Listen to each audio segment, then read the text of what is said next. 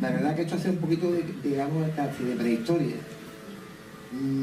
Para un poquito, para dejarlo a ellos que después hablen de las anécdotas, que como componente de coro la harán mejor que yo, puesto que lo vivieron más en la calle y más cosas simpáticas que ocurrieron, ¿no?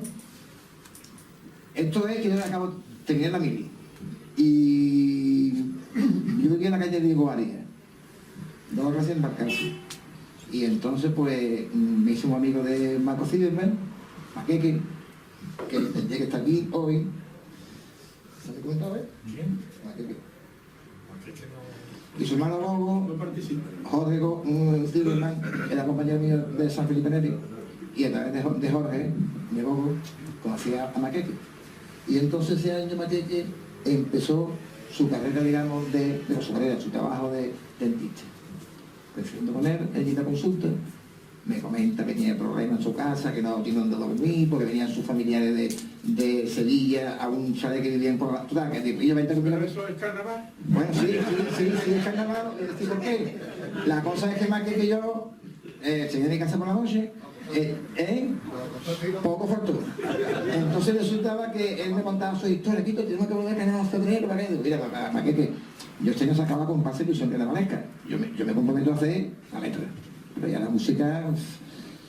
Total, que tuvimos una suerte que un día nos encontramos a Luis Quintero, que fue el que hizo El pájaro jaula, que había sido alumno mío un año antes allí en octavo de bebé, y le comenté la idea de, mira, vamos a sacar un coro ahí en la peña de Masíarrete, del Champa, que se va a llamar Los Aiscolaris, y nos gustaría que tú le eches el boceto. Esto se guarda en mi casa como rompen. Este es el boceto que hizo Luis Quintero en octubre del 77. Los Aiscolaris. Así se iba a llamar la figura del ajedrez. Y ahí se hizo la presentación que luego llevó el coro. Árbol ya madurado, como esperábamos. Lo que pasa es que se le cambió por el estribillo porque la música no era mía, la música era de Cañamaque, de la chirigota Los Boceadores del Pez Pesado, del año 28. Y empezó a funcionar ya el coro de los Aiscolaris, y de buena primera, a los pocos días cambian de idea, quien saca la figura del ajedrez, llevan dos tangos, el tango blanco, en fin, las cosas que pasan en el carnaval de Cádiz. Y ya que rompieron todos los esquemas de lo que íbamos a sacar. Y yo tuve la precaución que le dije a él, digo, mira, Luis, ya que vamos a sacar este coro, hazme otro boceto, porque es posible que hagamos un coro de estudiantes o de antiguos amigos de San Felipe Neri, que se va a llamar Los Pajaritos de la Cabeza. Y este es el boceto del coro, que nunca se ha dicho. Todo esto lo sabía Marco Silverman.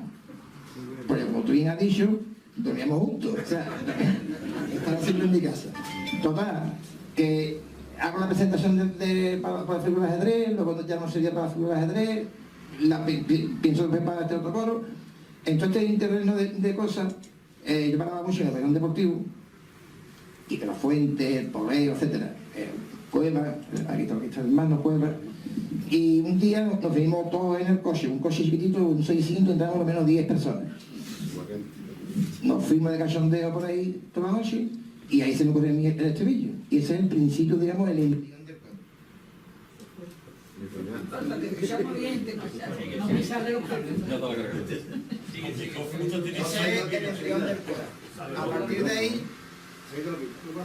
A partir de ahí, ¿qué ocurre? Porque ya Marco se pone en funcionamiento con un grupo de personas, con este hombre, en fin, con los amigos de Paleo, con Maqueto, en fin, una serie de personas. Y por otro lado, hicimos una reunión en la cofradía de Jesús Caído, porque va la coincidencia que algunos de esos señores cargaban con Jesús Caído, y nos reunimos allí.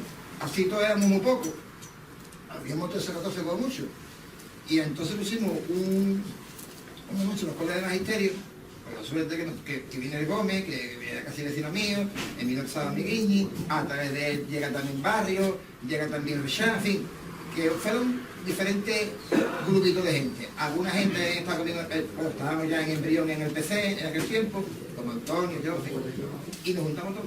Nuestro único denominador común era el cariño que le teníamos acá. Y recuperar febrero, recuperar el coro en la plaza. Porque ese era nuestro único objetivo, que no recuerdo. Ya después de Ramallo, nos reunió un día en su casa, porque a todo esto no había tango, no había nada. La música del tango fue que, como nadie lo hacía y éramos incapaces de hacer un tango, en aquel momento, pues fuimos a ver a Pedro Álvarez Hidalgo, el que sacaba los coros de Puerto Real. Yo lo conocía desde pequeño porque éramos amigos de Sacián y de mi vecino. No quiso. Fuimos a San Fernando a ver un tal Choza, que no sacaba coro, tampoco quiso. Y ya un día, por la noche, yo paraba mucho en PayPal, en aquella época, porque daba la coincidencia que las que trabajaban en PayPal creían que yo era de la policía secreta. ¿Por qué? Porque Pallaré, que era policía secreta, era mi vecino, ¿te acuerdas de Pallaré? Ahí está. Y claro, me veía y entra y decía, venga, te voy a invitar. Es que ya ni me cobraba ni nada. ¿Usted qué pasó? Efectivamente. Y ahora resulta también que en el coro estaba otro antiguo, bueno, amigo mío desde chiquillo, que exactamente, Quique García Arbolella, que también era de la policía. Ahora nos juntábamos, Vallaré, Quique Arbolella, yo, con mi traje de príncipe de Gales, que parecía un marqués, y Fopi, el grupo CAI, tocaba la batería, y dice, yo tuve la palma, digo, yo, dice, por la gente que ve todo el mundo aquí que tú eres de la policía, digo, yo no, pues es que no pagan ni la barra ni nada, total, que ya a partir de ahí, empezamos de cachón de todos lados, claro, me dice un día, vamos a ir un día allí había un par en Cádiz muy bohemio, vamos a dejarlo ahí, que estaba en la calle Calderón de la Barca, y ahí en la bohemia entra todo, y entonces me dice el tío, es un par, tú sabes, de Mariquita. Dice, pero el dueño es un amigo mío y le ha hecho la música a Betty Ciego, es amigo de Campuzano. Ahora me lo presentó. Y se giró bajando, se giró en San Fernando, no te preocupes. Hablamos con Quique Arbolella, que era primo de la vecina, que tenía el calle musical, ¿no? En la calle San José, esquina con Benjumea, había una cosa de teclado y se llamaba calle musical. Claro, cuando se enteró que era yo, Miguelín, como decía, hola Miguelín, va, pues mi madre era amiga de su madre, dice, toma la llave. O sea, dejamos al músico, digamos, hizo la música, yo hacía un guardar, y cuando vimos el tango, era realmente largo, le digo a Marco, puso otro tango y dice, uff, el tango es larguísimo. Le pegamos dos cortes, porque era muy reiterativo, pero el tango estaba bien, para lo que éramos nosotros. El tango se consiguió sin una letra de medida, de comarcas muy lejanas, bueno. 3 semanas con gente de comarcas no lejanas, porque claro, allí no había voces ni de nada, se montaba todo, como decía el Kini, a la carga, no había voces ninguna. De hecho, yo creo que el coro de los dos cantas es el único coro de carnaval que no tiene ni segundo. Cantas de no, y luego una estrellita que metimos ahí, el maestro Escobar, y una escobarina, una especie de bajo que se inventó Emma, que podía cantar Antonio de Beto, el Garrido, que Paloma Boca Negra, que cantaba menos que yo, bueno, debajo. El Periñán era era realmente todo, porque el coro no solamente es cantar o no cantar o escribir, eso lleva una infraestructura muy gorda, ¿no? Ya desde aquel momento, que el tema, por ejemplo, de la carroza, que eso es importantísimo, ahí está la gallonga, el garrido. El tema, por ejemplo, de todo que era buscar publicidad, porque en fin, tuvo una voz muy importante. Tuvimos la suerte de que el Malleto, menos mal que entró ya a los 8 de día, si llega a entrar adentro nos manda al carajo, porque este me veía todos los días, y yo, desde mucho antes, porque a veces salió ya en el Falle, con una comparsa femenina que se llamaban El Show de Val Gairo. Iba una vecina mía que estaba buenísima, y entró con unas minifardas y decía, no veas tú las pipas estas, no veas lo que estoy pasando con ellas, me tuve que ir. Y dice, que yo, ¿has de preguntarse una comparsa femenina? Y digo, mira, bueno, pues un coro. Y entonces, montamos poleo, que he sido compañero de San Felipe Nel, en fin, éramos todos amigos, digamos, prácticamente, directamente éramos todos amigos. Y los nuevos que llegaban de magisterio se enteraron divinamente. Fíjate si se enteraron divinamente, que al siguiente año fueron los que tomaban el relevo del coro y lo hicieron igual o mejor.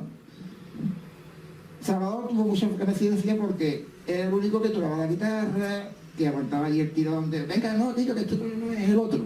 Hasta que ya en un día te quito, esto no puede ser que sí. Ya yo me llevo cuplé todo, prácticamente todo. Pero claro, no había, no al final no, que no había madera. Y se buscó al maestro Escobar, fue labor de él, y ya de allí salimos después y ando con más. Tomando. Yo. Está bien.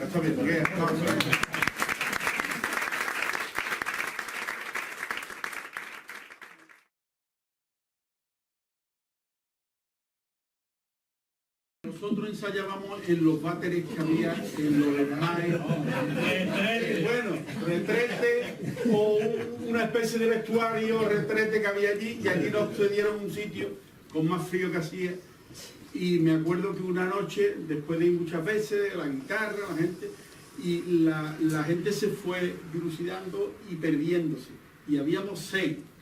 Yo no me acuerdo muy bien lo que estaban. Ahí estaba Horacio, creo que estaba, ahí estaba Barrio, habíamos Antonio, habíamos 6. Y yo estaba destrozado ya.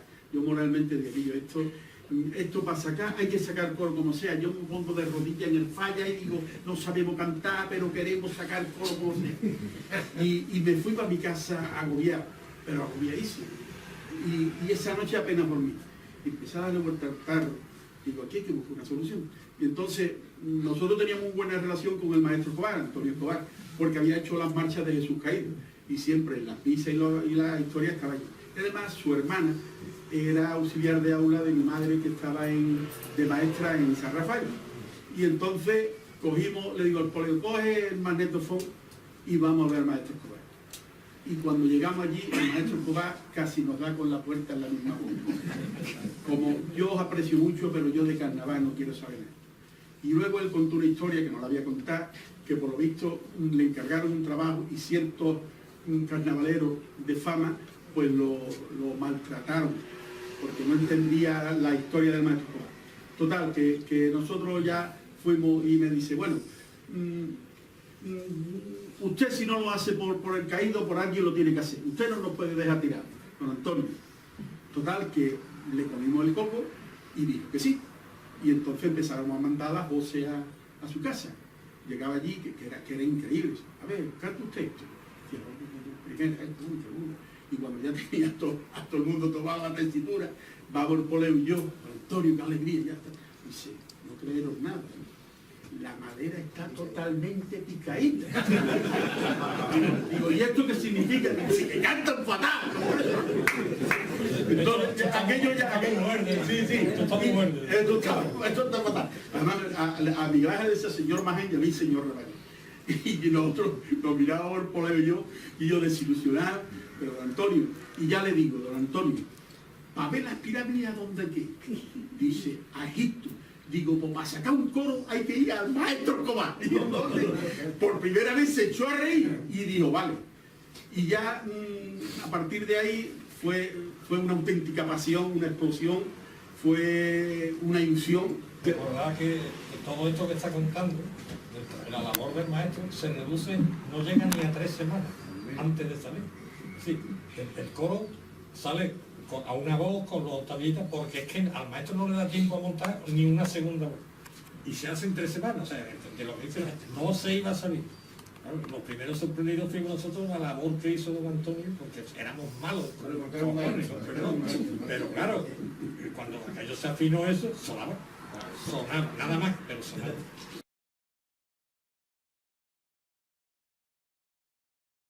Con hacer una punta y ya me cayó. Como hacía tanto frío allí en los esmaes, digo, aquí hay que buscar un sitio donde ensayar. Entonces se me ocurre hablar con el director de mi colegio, que yo estaba interino en Fray Félix, y yo tenía un aula cedida del seminario, una aula que era enorme. Total, y voy a hablar con el director y usted, Juan, que había sido mi maestro, amigo de mi madre. Y usted, Juan, yo tengo un problema. Yo queremos, podríamos venir a ensayar con un coro. No, por favor, no. Háganlo usted por nosotros. Total, que lo convencí. Y entonces me lo llevé a todo allí. Yo, con la condición que me dijo el director de que la clase estuviera impoluta todos los días. Y estos cabritos me llenaban la clase de polilla y yo tenía que, cuando se iban todos a las 12 o 12 y media de la noche, coger la escoba, abrir la clase, barrerla y pasar la fregona todas las noches. Esa fue la historia.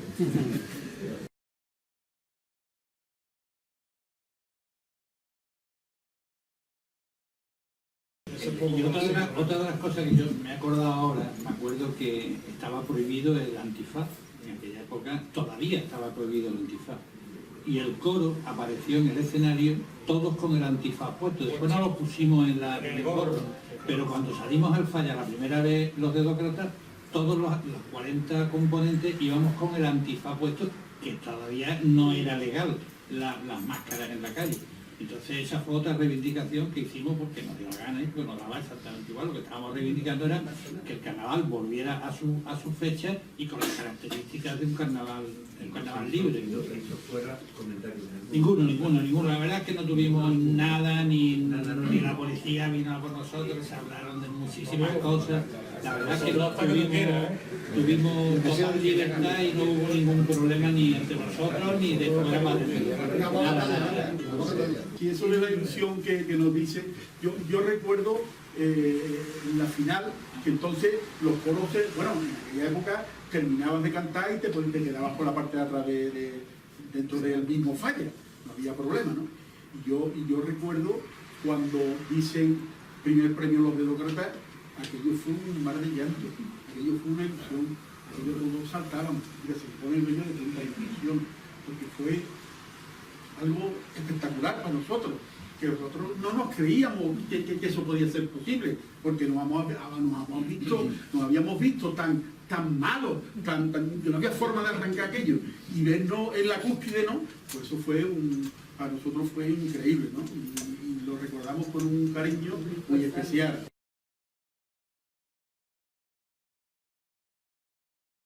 Yo voy a dar mi opinión, yo no sé por qué estoy aquí, porque yo no soy ni responsable de la letra ni de la música, ni responsable de la contratación del maestro Escobar, sino yo soy uno de los que... ¿Por qué nos metimos los dedos? La verdad es que no tiene ninguna explicación. Ha dicho Antonio Peinado antes cuando nos ha presentado que es cuando la clase media se mete en el carnaval. Eso se ve hoy después de 40 años. Nosotros en aquella época ni pensábamos que éramos clase media, ni pensábamos nada, éramos estudiantes que nos gustaba el carnaval. Como decía Miguel, habíamos hecho un movimiento para cargar el caído, con lo cual habíamos sido una cuadrilla pionera. Sí, pero algunos de ustedes eran niños de papá. Yo soy niño de papá y de mamá.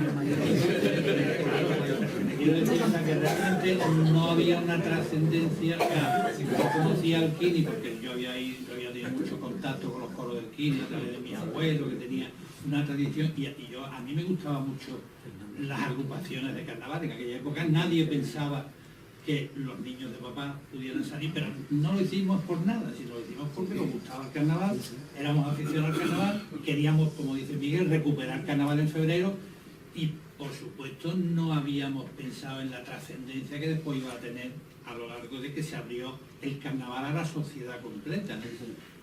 Después, al cabo de los 5 años de salir en el coro, por un grupo del coro, sacamos unas chirigotas a la calle, una de las primeras chirigotas como chirigotas familiares, y eso ha eclosionado en el carnaval callejero. O sea que también hay una... ¿Por qué pasa eso? Pasa porque hay 4, 5, 20 o 100 picados que les gusta la ciudad, les gusta colaborar con la cultura de la ciudad y nos dedicamos a salir a la calle. A los 3 años de salir de el coro se subió a la carroza un catedrático de la Facultad de Medicina que era aficionado al carnaval, daba igual que fuera catedrático, daba lo mismo. A nosotros nos daba igual lo que nos dijeran. Ni lo hicimos por reivindicar nada, ni lo hicimos por crear ninguna Lo que pasa es que eso después ha tenido una trascendencia social y ha abierto el carnaval, que yo creo que es lo bonito de ese movimiento. Anécdotas, mire, la que cuenta Salvador, nosotros empezamos aquello, el baluarte de la Candelaria, que hoy todo el mundo va, que es un sitio, aquello eran las oficinas de los ESMAE, que las había abandonado ESMAE porque lo habían trasladado a otro edificio y lo que había quedado allí eran las ruinas.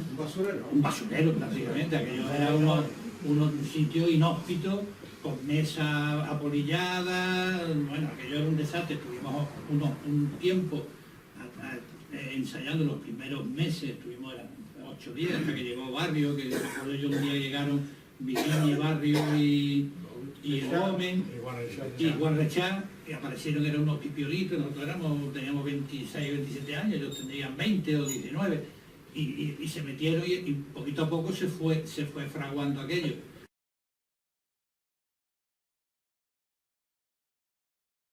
Lo mejor que tenían los ensayos es que cuando terminábamos con Barrio nos poníamos en la puerta del baluarte y nos llevábamos discutiendo hasta las 3 de la mañana y nos cogíamos unas peloteras, porque si esto no suena, esto sí suena. Y la verdad, bueno, que era lo típico. Y la verdad que lo pasábamos muy bien, ¿no?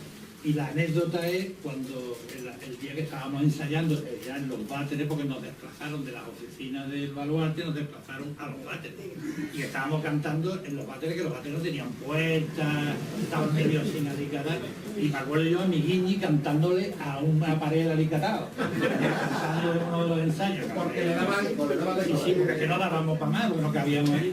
La verdad que lo pasamos muy bien hasta que llegó el maestro Escobar, que fue el primer ensayo, lo hizo allí en el baluarte, y ya después de allí nos trasladamos al colegio de Malleto y ya poquito a poco fue sonando aquello. Me acuerdo 1 o 2 días antes de ir al teatro, de hacer ensayos generales que hicimos en el colegio mayor, que habían quitado el colegio mayor universitario, que le han quitado el nombre del Beato, pero era el Beato en aquella época.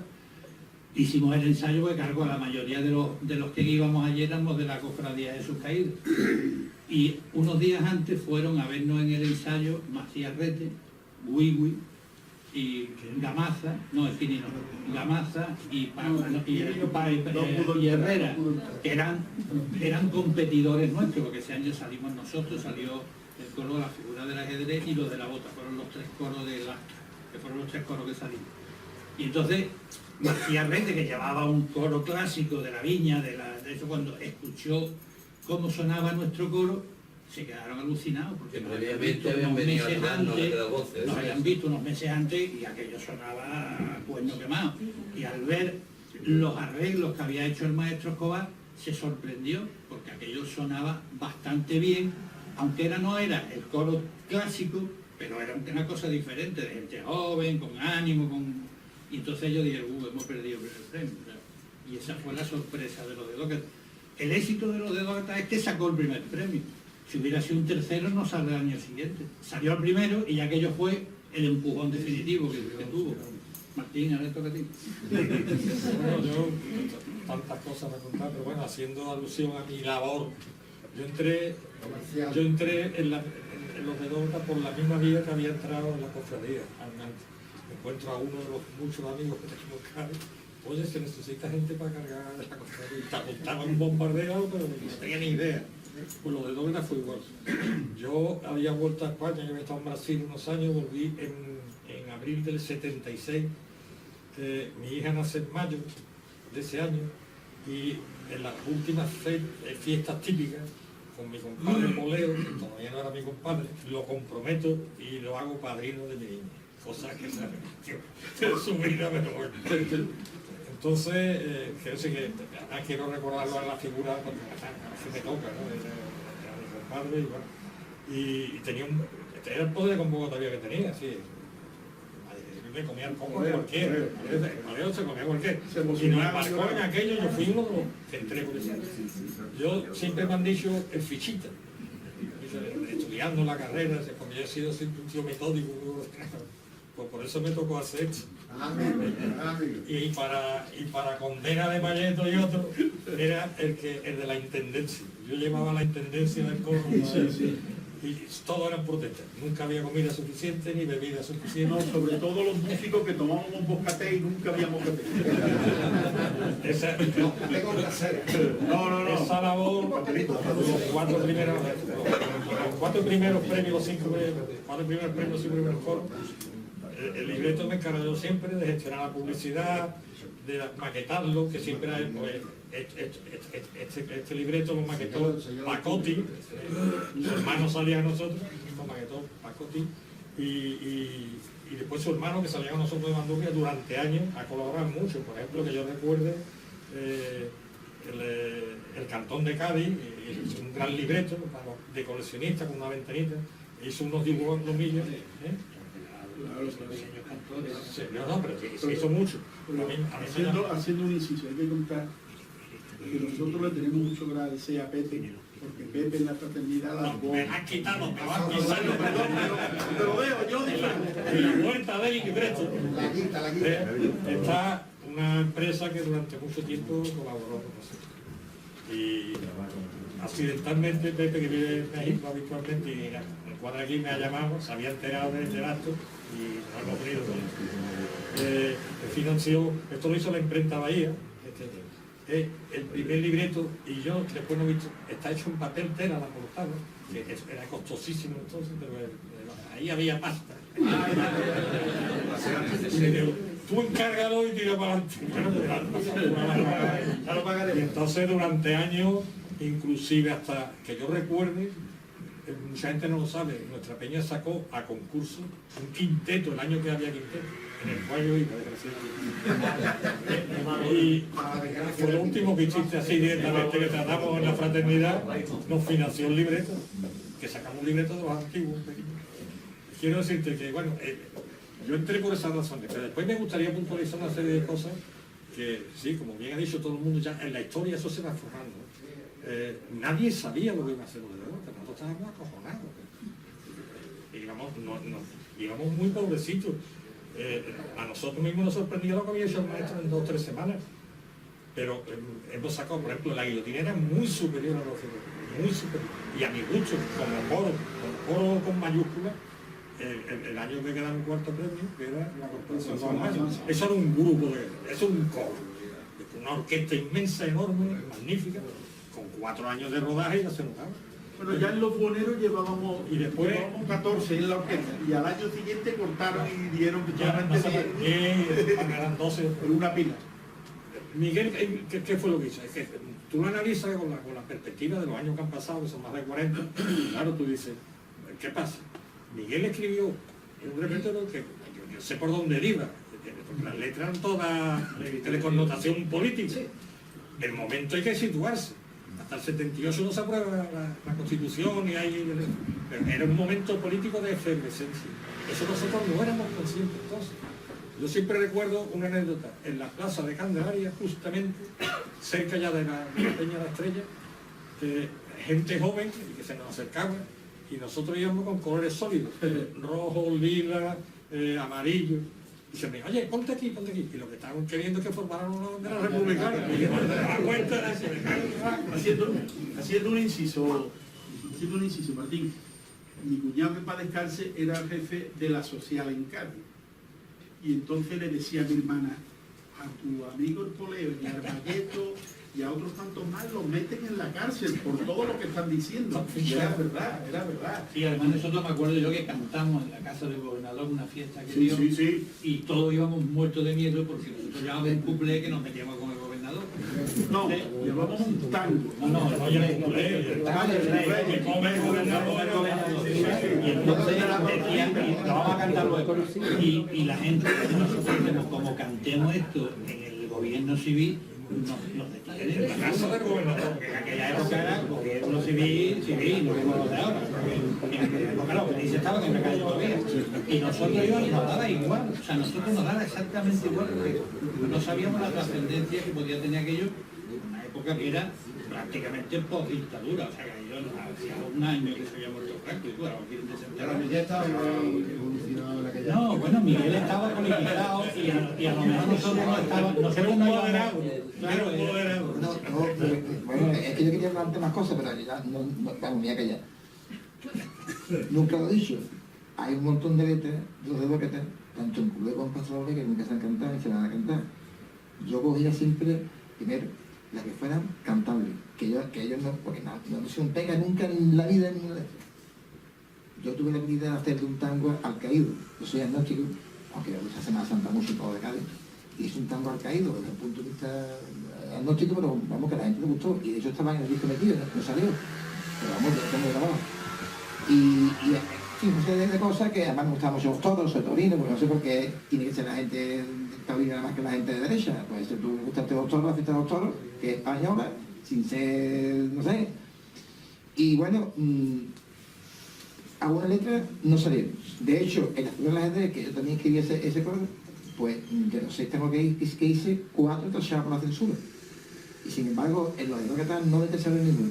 Pero cuando ya vieron por la radio el tango de Parada del Rey, hubo muchas presiones, llamaron a Poleo, que yo ese tango no cantaba más, contraria, más lo cantaba. O sea, no fue censurado oficialmente, pero tú sabes que tuvo hubo esas presiones, y había uno de los covers de los grupos, y yo esto no lo vamos a hacer, pero también, ahora cantamos para dar la gana.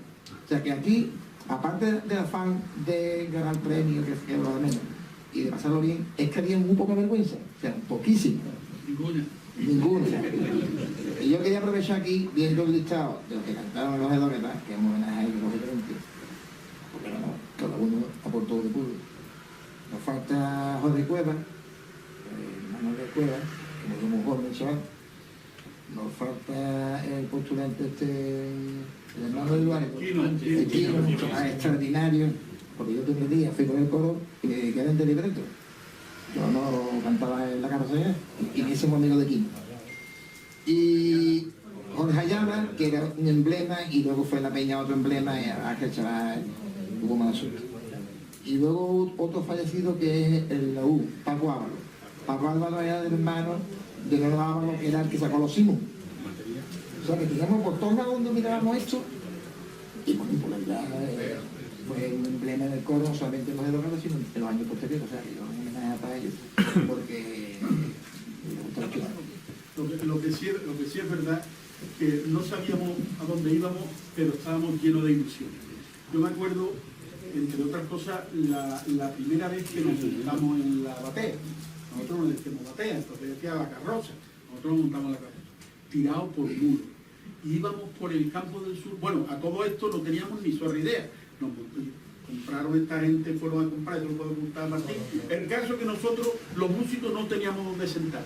Y le pedimos 2 o 3 sillas al maestro Escobar y trajeron 4 o 5 cajas de cerveza y ahí nos sentamos. Y cuando íbamos por el campo del sur, escuchando las murillas, yo me acuerdo que Marco y yo nos abrazamos llorando. Íbamos llorando, porque es que era tal la emoción después de todo lo que se había pasado, de que estuviéramos en un coro y la gente venía detrás de nosotros. Y después, yo me acuerdo como anécdota que llegamos al casino gaditano y todo el mundo quería entrar. Y entonces salió el alcalde diciendo, Emilio Beltrán, y salió diciendo que cuando no tuvieran pajarita o chaqueta o moqui no entraban. Y hubo un mal nacido que cogió un ladrillo y le pegó un ladrillazo al alcalde que no así que nosotros hemos tenido un poco de todo, ¿no? Reivindicábamos cantar en la calle, nos fuimos al Anteojo, que todas las agrupaciones las contrataba Pepiño dentro del Anteojo, y nosotros fuimos al Anteojo y nosotros dentro no cantamos, éramos el primer premio. Y digo, una gente tiene que entrar, y nosotros cantamos fuera, que salga la gente fuera y nos escuche en la calle, y salieron la gente a oírnos fuera. Además el coro salió todos los días de carnaval, o sea, no salió el domingo ni el sábado, salió toda la semana de carnaval, salían los de Doqueta a la calle y cantaban bajo la lluvia. Hay fotos por ahí que estamos cantando en la calle Sagasta, en la esquina de los callejones, con los paraguas, todo rodeado de gente, porque la gente iba siguiendo al coro. Bueno, tiene el pobre, una de las cosas que sí quería comentar, hablando de la carroza la sacamos creo que fue el primer domingo de carnaval, que era muy bonito, porque la carroza llevaba un dedócrata con la mano así, un muñeco que lo había hecho un curro y un arco. Que rompió 4 luminosos. Claro, la carroza se fue desmoronando por día. El primer día se le cayó el arco, el segundo día se le cayó el gorro al de Dócrates y al final no salía ni de Dócrates, éramos nada más que nosotros. Eso fue una de las anécdotas, que la carroza se fue desmoronando a lo largo del carnaval. Se te olvidó una cosa, Antonio, que fuimos los pioneros en cantar en la escalera de la Facultad de Medicina. Y esa es la historia, que después de lo que ha contado Salvador Ramallo, de que tuvimos ese incidente en la puerta bueno, nosotros no, el alcalde, que pegaron nos fuimos del tirón al Falla, que era el baile, digamos, inaugural del Falla y se hacía en el plan. Bueno, pues llegamos ya al Falla para entrar, y que no podíamos entrar. Aquí el Falla, se hecho un baile de tratamiento, bueno, vamos a cantar aquí a la escalera de la facultad, empiezan a cantar, y de la primera, la gente dentro del Falla, que estamos cantando fuera. Allí había 500 personas más. O sea, se quedó el Falla medio vacío. Claro, cuando te das cuenta del ayuntamiento, que está la gente y está yendo para afuera, dicen que no, que entremos. Y ahora sale el hijo de Beltrán, que también era compañero de esto, San Felipe Neri, muy chiquillo, porque íbamos siempre a su casa y de allí luego a San Felipe por la tarde, Ramón Sacián, en fin. Y yo tenía que entrar y pum, se venga. No. Ahora, además de entrar nosotros, tiene que entrar todo el mundo que está aquí. Mira, tú te abrí las puertas, es broma, abrí las puertas para que la gente entrara. Y aquello fue ya darle vuelta, no solamente a la calle, con el coro en la plaza, sino al concurso, digamos, al baile. Que habían estado antes haciendo baile de etiqueta, ya ese año fue de disfraces, pero hubo poco disfraces. Y ya a partir de ahí ya, pues fue otro cambio de sexo también en la forma de entender lo que eran aquellos bailes. O sea, que fueron un montón de cosas, pero vamos. Yo vivía en Chiclana y tenía un R8 asqueroso, con una vaca. Y él tenía una moto de mierda. Toda la noche, solo lo sabe mucha gente. Cogíamos la moto y la subíamos en mi vaca. Yo lo dejaba en San Fernando y seguía para Chiclana, que vivía a la entrada, la vuelta. ¿Y la veía? Hasta que nos cogió la Guardia Civil. Usted, que la culpa es mía, usted se calla. Yo salía en el grupo Adolfo de Castro y tocaba la guitarra. Y entonces nos invita a ir la inauguración de la línea Jerez-Barcelona.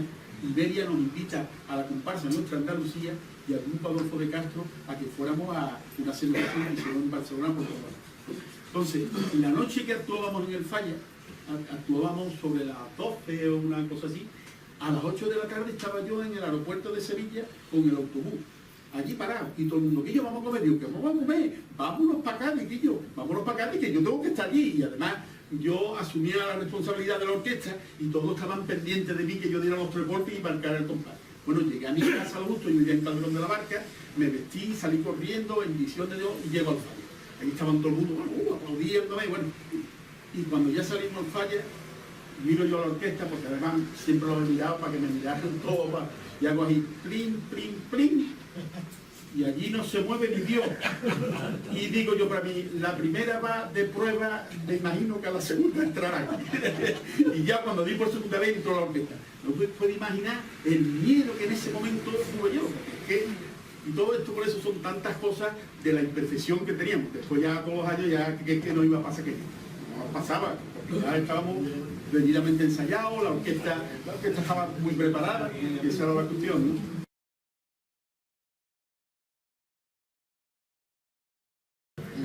Nunca ningún coro hizo un disco. Llegaron en el año 32 los discos de Pablo Fon en Madrid, de Cañamaque, que eran antologías de coros de años anteriores. Y luego cuando vino aquí el año 60, creo que fue, en la época de Franco, hizo una antología con Montes de Oca, cantando canciones, vamos, pero vamos, que viniera una empresa médica como la Casa Marce, importantísima, que querían que fuéramos a Madrid, dijimos que no, a grabar a San Felipe Neri, eso es otra cosa, eso para cantar 10.000 anécdotas. Como no se podía grabar antes de las 12 de la noche, porque pasaban los otros buses, y había que empezar a cantar a partir de las 12 de la noche.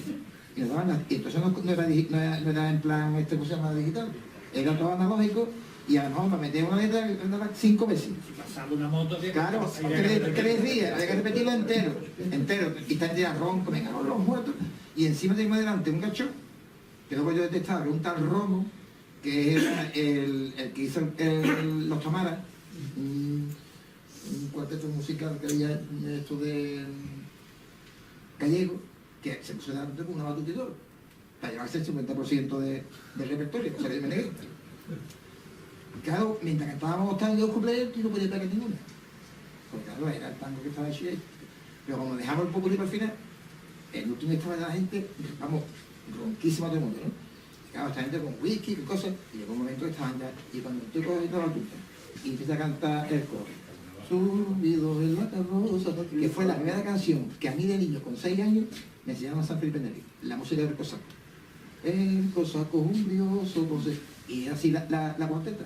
Claro, y no sé si era para justificarse o algo, y dice, uy, esto no se puede cantar, esto es del maestro no sé cuánto, esto es de Gatibusca, esto hay que cambiarlo, y veo que es cosas así, y se quedan ahí todo el mundo, ¿qué hacemos ahora? ¿Qué hacemos ahora? Digo, nada, ningún problema, digo, carnaval, carnaval, carnaval, y cantamos del tirón, los ruidos del siguiente cuarteta, y se soltó el tema. Bueno, eso era es que cada cosa que hicimos nosotros hasta el disco era una epopeya.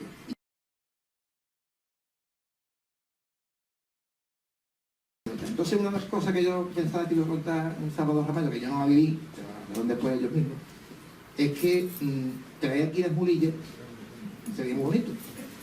Yo estaba loco, no, las mulillas, no puedo tocar las mulillas. Y yo nunca pensé dónde estaban las mulillas, esta gente dónde carajo están las mulillas. Y por esto tenía el Garrido, que tenía la Callonca, tenía una casa por ahí cerca del parque y tiene un subterráneo, tiene un garaje. Y por esto, bueno, allí dormían los mulilleros, no, pero estaban aquí en su casa. Aquí estaban las mulillas, en su casa, en el garaje. Las mulillas y el mulillero. Y uno de los días bajó el padre antes de... Bajó y vio allí dos mujeres durmiendo allí. Claro, subió para arriba y le dice a la mujer, oye, ¿quién ha metido aquí dos mundos de garaje? Y le dice a la madre, según me ha contado a mí, los del coro, yo no lo vi, dice, las cosas de tu hijo, no te preguntes más nada. Tiene dos mulillas en un garaje, o sea, que hicimos unas cosas con una poca vergüenza. Que no teníamos sitio donde guardar los mulas. Pero es que hoy día hacemos un jaleo eso porque hay que los animales, pero es que hicimos, o sea, es que rompimos todo, hasta con las mulillas. Ahí terminó el coro el domingo de Piñata, terminamos justo delante, al cordero estaba la cafetería Atlántida, Sí, sí, la calle Pelota. Los mulos se cayeron al suelo. No, se subieron las niñas. Se cayeron al suelo los mulos, ya no había quien los levantara. Habían estado toda la semana trabajando, si llegan a vernos gente de la protectora de animales nos meten en la cárcel, porque es que los mulos murieron con el coro. Ese día ya se terminó el coro. Y el coro alquiló, se fue un camión, era un camión que lo dejó Paco Garrido. Y el coro se fue a cantar por todo Cádiz, de noche, con él. Incluso improvisaron Fue el último día. o sea, que es que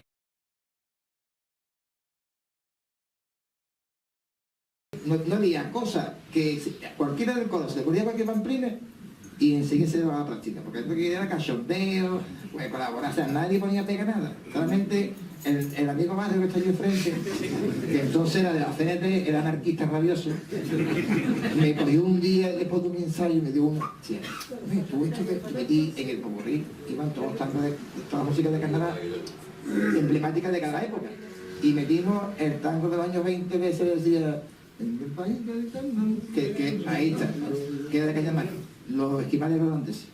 Y una de las cosas que yo hablaba ahí, no sé si dije yo fascista o pancista, y me decía, pero porque tiene lo que pasa esas cosas ahí, ¿cómo que haces así? Y me dio un discurso allí y al final tuve que cambiar una palabrita, porque claro, en el fondo daba razón, porque es que tú escribes, pero lo tenemos que cantar nosotros.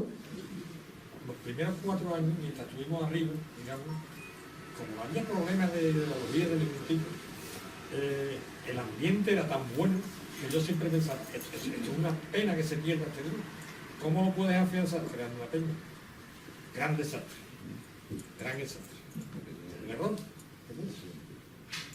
Ya empezó las comisiones, que si foro sí, peña no, que si... Un gran desastre.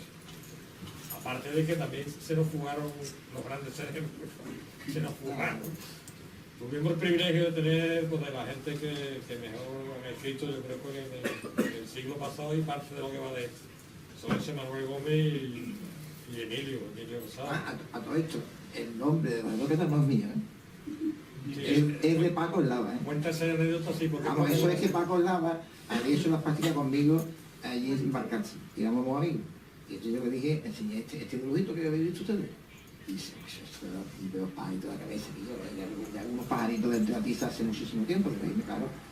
Dice, oye, vamos a buscar otro nombre, hombre. Nos metimos allí en el pico y me dice, pero aquí que no tengo yo el nombre.